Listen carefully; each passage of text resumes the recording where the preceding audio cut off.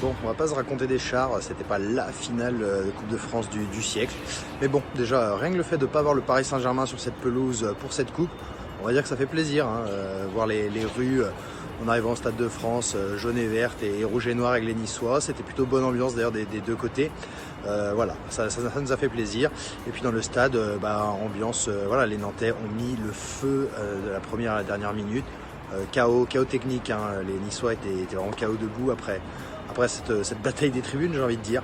Donc voilà, superbe ambiance au Stade de France et puis une victoire nantaise, somme toute bien méritée. On disait les Niçois favoris avant cette finale de coupe. Ils avaient battu 2 fois les Nantais en championnat. L'effectif est quand même un peu plus costaud côté niçois. Il y a aussi plus de pèse. Ils sont plus haut au classement. Mais voilà, une finale de Coupe de France, ça ne suffit pas. Il faut plus de choses, plus de cœur.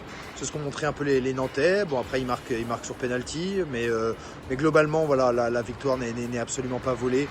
On a eu Jean-Pierre River, le président niçois, en zone mixte après le match, qui nous a dit voilà, on n'a rien à regretter presque, bravo aux Nantais, on n'a pas joué ce soir et c'est bien dommage.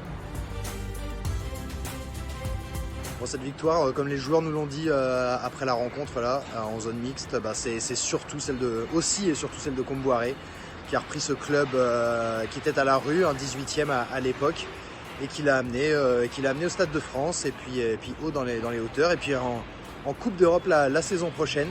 Il était super ému, Antoine, quand il est venu en zone mixte nous parler tout à l'heure avec sa médaille autour du cou. Il disait c'est un truc de ouf. Il a répété ça 20 fois. Voilà, il a parlé du groupe qu'il forme avec ses joueurs, de la manière dont il les aime en fait. Et puis il a remercié aussi le public nantais parce que voilà, comme il le dit, on a ramené la Beaujoire à Paris et c'était dingue.